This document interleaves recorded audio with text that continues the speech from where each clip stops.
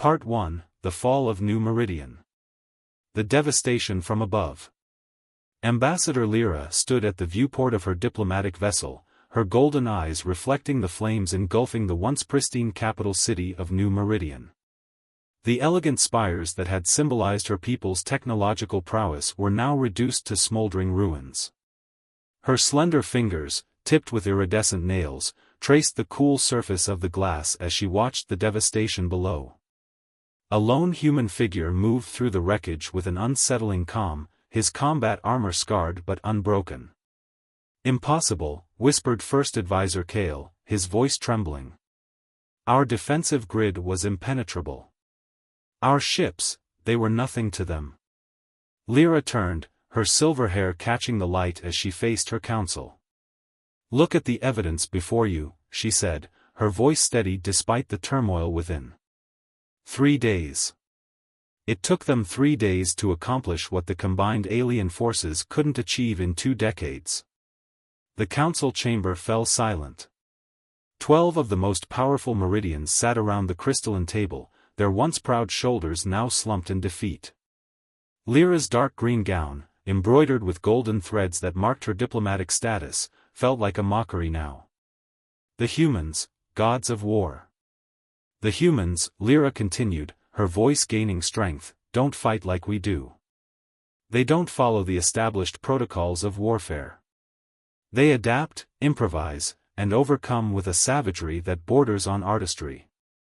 Second Advisor Pren interjected, "Surely you're not suggesting." "I am," Lyra cut him off, her golden eyes blazing. "We cannot win. The humans, they are gods of war. And if we don't act now, our civilization will be erased from the galaxy." Below, the human warrior stopped walking and looked directly up at their ship, as if he could sense their presence. A chill ran down Lyra's spine. A desperate proposal. "We have one option left," Lyra declared. "We offer an alliance. Not just a treaty." She took a deep breath, steeling herself. "I will marry one of them." The chamber erupted into chaos. Kale leaped to his feet, his ceremonial robes swirling. "Ambassador, you cannot be serious. To bind yourself to one of those warriors who just demolished our finest military installation like it was a training exercise." Lyra's voice cut through the noise. "Those beings who turned our most advanced weapons against us. Those humans who fight with such terrifying efficiency that our best generals are calling them demons." She walked to the center of the chamber, her gown trailing behind her. "Our pride led us here. Our belief in our superiority blinded us to the truth. Humanity isn't just another species to be conquered. They are something else entirely." The arrival of Commander Holt. Through the viewport, more human troops emerged from the smoke, their movements coordinated and precise. Their efficiency was beautiful in its own terrible way. "Send the message," Lyra commanded. "Tell them I offer myself as a bride to one of their leaders. It's time we learned from those we foolishly thought we could subjugate." Commander Jackson Holt stood in the pristine conference room of the human diplomatic vessel, his battle-worn armor deliberately unchanged from the field. Dried mud and scorch marks told the story of New Meridian's fall, a stark contrast to the immaculate surroundings. His dark eyes studied the Meridian delegation across the polished table, particularly lingering on Ambassador Lyra. "Let me get this straight," he said, his deep voice carrying a hint of amusement. "You're proposing a marriage alliance, and your council expected one of our political leaders or fleet admirals to accept?" Lyra met his gaze steadily, though her pulse quickened at his intensity. "We assumed."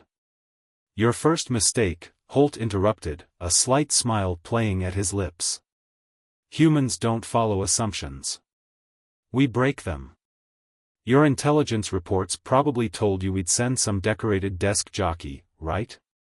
The council members shifted uncomfortably. Lyra found herself fascinated by the way Holt moved, efficient, predatory, yet with an underlying grace that spoke of absolute control. "Instead," he continued, "they sent me. The guy who led the ground assault on your capital.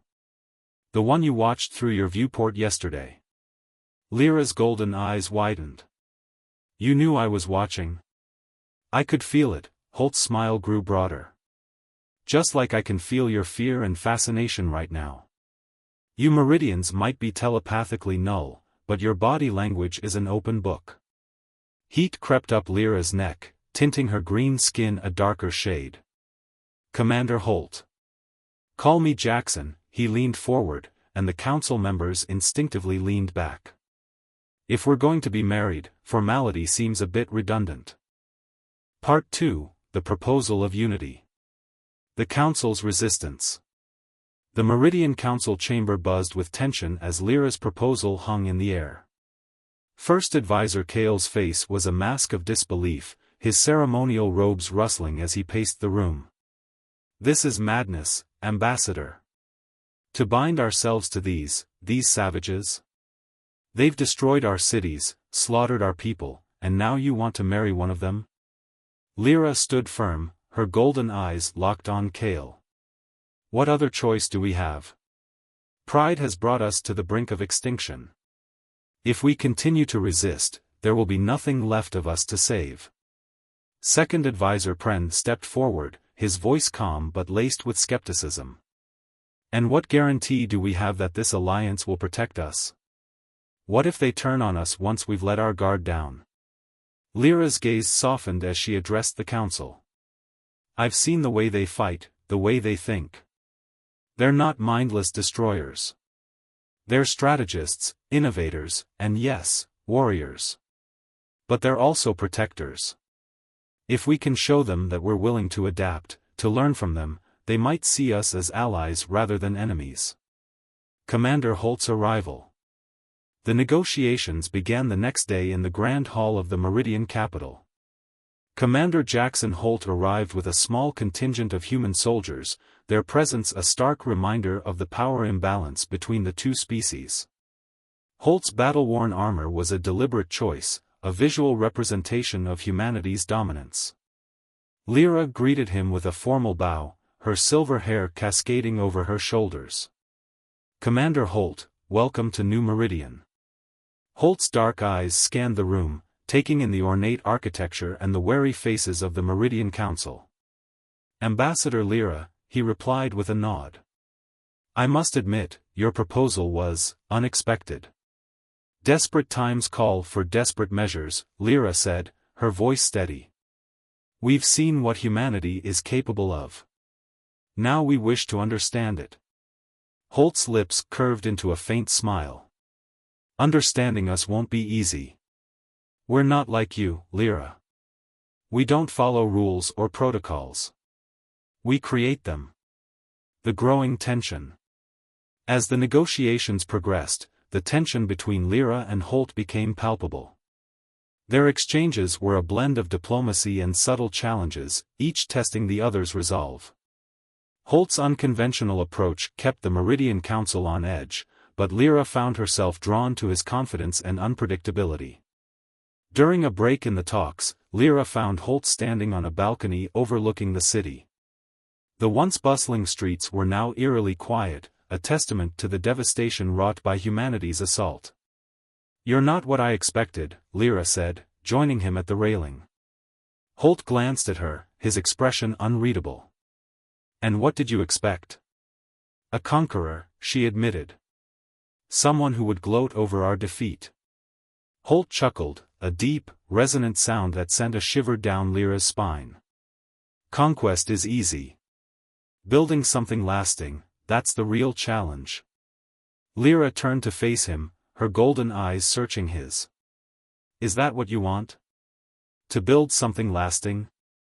Holt's gaze met hers, and for a moment, the world seemed to fade away. I want to understand you, Lyra. Your people, your culture. And I want you to understand us. Not just our strength, but our heart. Part 3, The Trials of Trust. The first lesson. The training facility aboard the human flagship, Eclipse, was a stark contrast to the elegance of Meridian architecture. Sleek, Utilitarian, and filled with the hum of advanced technology, it was a place where warriors were forged. Lyra stood in the center of the mat, her lightweight training suit clinging to her lithe form, as Holt circled her like a predator assessing its prey. "Your diplomatic training taught you to read body language," Holt said, his voice calm but commanding. "Now, learn to read it in battle." Without warning, he lunged forward, his movements a perfect blend of power and precision. Lyra attempted to dodge, but Holt's hand caught her waist, pulling her against his chest. "Too slow," he murmured near her ear, his breath hot against her skin. "You're thinking like a diplomat, not a warrior." The proximity of his body sent her pulse racing, but Lyra forced herself to focus. In one fluid motion, she employed the throw he had demonstrated earlier, using his own momentum against him. Holt hit the mat with a grunt of surprise, but his grin was pure pride. "Now that's more like it," he approved, rolling to his feet with lethal grace. "You're learning to harness your instincts." "I had an excellent teacher," Lyra replied, falling naturally into the defensive stance he had drilled into her. "Though I suspect your teaching methods aren't standard military protocol." Holt's laugh was rich with promise. "Standard protocol never won any wars worth winning. The evolution of combat." Their training sessions became a daily ritual, each exchange more intense and intimate. Holt taught Lyra how to read the subtle shifts in muscle tension that telegraphed an opponent's next move, but she found herself equally fascinated by the way his eyes darkened when she executed a perfect counter. "Your people feared our military might," Holt said during a water break, his eyes roaming appreciatively over her form. "But they never understood its source. Humans don't just train our bodies, we forge connections. Trust. Passion." Lyra took a slow sip of water, watching him over the bottle's rim. "Is that what you're forging with me, Commander?" "Among other things," he replied, moving closer and taking the bottle from her hands. "Combat is intimate. It's about reading your partner, anticipating their needs, knowing when to yield and when to advance. Like dancing." Lyra recalled their night in New Shanghai, heat rising to her cheeks. "Like many things," she said softly. "The Council's doubts." Back on New Meridian, the Council watched Lyra's progress with a mixture of hope and skepticism. Kale, in particular, remained unconvinced. "She's becoming one of them," he muttered during a council meeting. "How can we trust her to represent our interests when she's so deeply entwined with their commander?" Pren, ever the pragmatist, countered, "She's our best chance at survival. If anyone can bridge the gap between our species, it's her." Meanwhile, Lyra's bond with Holt deepened. Their sparring sessions often evolved into something more, the mat becoming witness to a different kind of combat, one where both participants emerged victorious.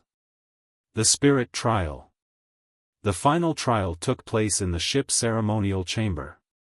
Lyra knelt before the unit's ancient battle standard, her green skin glowing in the ethereal light.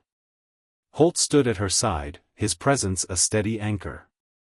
"Spirit, Lieutenant Mara," Holt's second-in-command, intoned, "is what separates soldiers from warriors. Tell us, Ambassador, why do humans fight?" Lyra's golden eyes met Holt's dark ones across the chamber. "Humans fight because they love too deeply to do otherwise. You're called gods of war not because you're unstoppable, but because you pour your entire being into everything you do." She rose gracefully, her voice gaining strength. "I've learned that human warfare isn't about destruction, it's about protection. You fight with such terrifying efficiency because you're protecting what you love, your homes, your families, your way of life." Part 4, The Birth of a New Order. The formation of the integrated unit. The Grand Hall of the Meridian capital was filled with representatives from both species as Lyra and Holt announced the formation of the first integrated human Meridian military unit. The air buzzed with anticipation and skepticism, but Lyra's confidence was unwavering. "This is not just a military alliance," she declared, her voice carrying across the room. This is the beginning of a new era. Together, we will create something greater than either of our species could achieve alone. Holt stood beside her, his presence commanding attention. The unit will be called the Ascendants, he announced. A symbol of what we can become when we rise above our differences. The Meridian Council watched with cautious optimism, while the human soldiers exchanged knowing glances. They had seen the potential of this partnership firsthand, but the road ahead would not be easy. The first test. The Ascendants' first mission came sooner than expected. A rogue faction of the Cat Hani, a reptilian species known for their aggression, had launched an attack on a nearby Meridian colony. The unit was deployed to defend the colony and demonstrate the effectiveness of their new combat techniques. Lyra and Holt led the charge, their movements synchronized from countless hours of training. The Cat Hani were formidable opponents, but the Ascendants moved with a fluidity that left them bewildered. Human aggression amplified by Meridian precision, Meridian grace enhanced by human power, the combination was devastating. They're retreating. Mara shouted over the comms as the Cat Hani forces began to fall back. Let them go, Holt ordered. We've made our point. Lyra stood amidst the wreckage, her golden eyes scanning the battlefield. This is just the beginning, she said softly. The evolution of tactics. Back on the Eclipse, the Ascendants analyzed the mission data. The hybrid combat techniques had proven effective, but there was room for improvement. Lyra and Holt worked tirelessly to refine their strategies, blending Meridian technology with human ingenuity. Your people's energy shields are impressive, Holt admitted during a strategy session. But they're too rigid. If we can make them more adaptable, we can use them offensively as well as defensively. Lyra nodded, her mind racing with possibilities. And your plasma weapons, they're powerful, but they lack precision. If we integrate Meridian targeting systems, we can increase their accuracy. The collaboration sparked a wave of innovation. New weapons, new tactics, and new ways of thinking began to emerge. The Ascendants were no longer just a military unit, they were a symbol of what could be achieved through unity.